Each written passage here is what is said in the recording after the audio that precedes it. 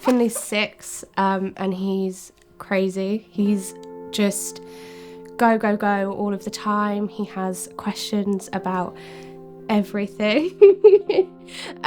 He loves dinosaurs and singing and dancing, and he's very performative.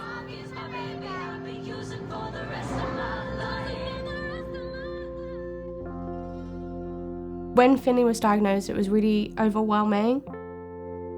Me and his dad had never heard of aplastic anemia before, so when we got the initial diagnosis, I didn't really understand it. I was supposed to start university that same week, and I deferred my place there so that I could just be there for Finley. And it hit us quite hard that this is what our life was going to look like for a while. When we found out that Finley was going to need a bone marrow transplant, there was a lot about that process that obviously was new to us. It was a really stressful time because we also had to come to terms with the fact that we needed to uproot our lives and move like 5 hours away to go stay in a hospital and a hospital house.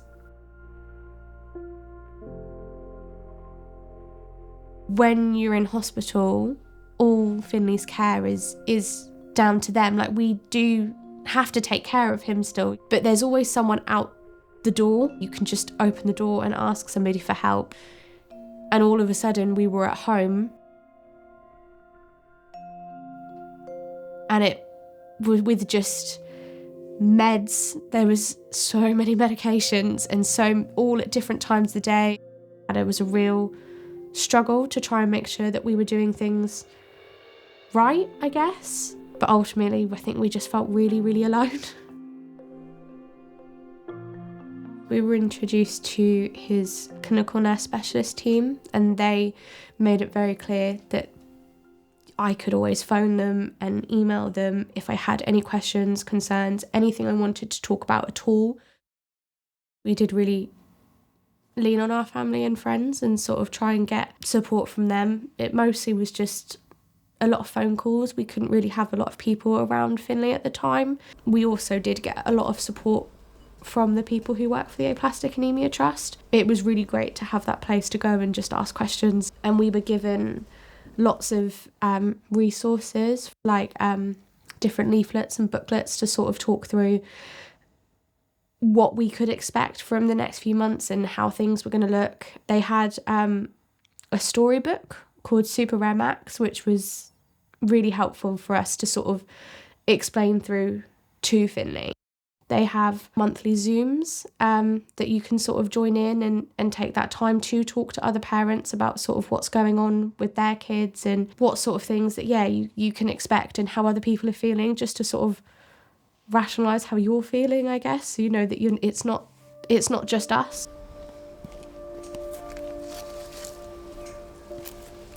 When I started to realise that I probably did need a bit of support with my mental health, I definitely was worried about judgment.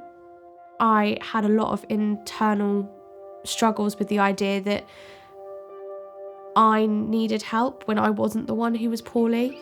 Going into it, I didn't necessarily think that the mental health support would help me. I didn't really understand how it could, but I've definitely learned some ways to sort of help me cope through difficult things that I would still use going forward.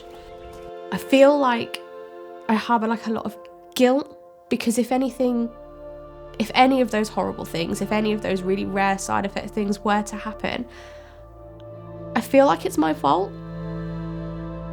because I told them that they could do it, because I consented to the transplant. And I know I didn't have a choice. I know that he got poorly and we needed to do what we needed to do. But it's really hard to come to terms with how that feels. I don't think that anyone could really go through it on their own without getting some sort of support for their mental health. The whole journey of it is just so exhausting and everything is so up and down. It's really hard to not have somebody to talk to that isn't completely separate from the whole thing.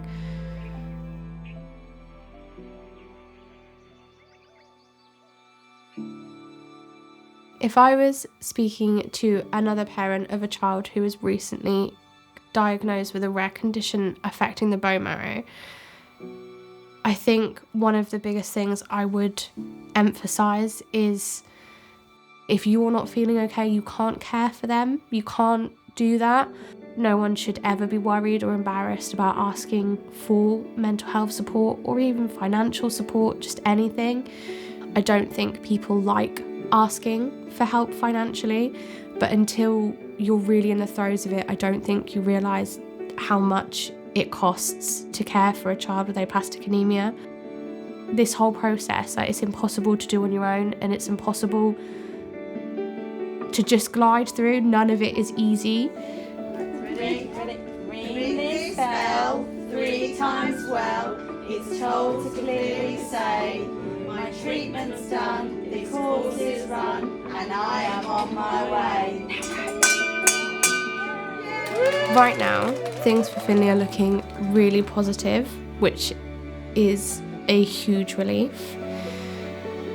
He has finally got to properly go to school. His immune system is stronger, so he's allowed to do more things and be more like an average child.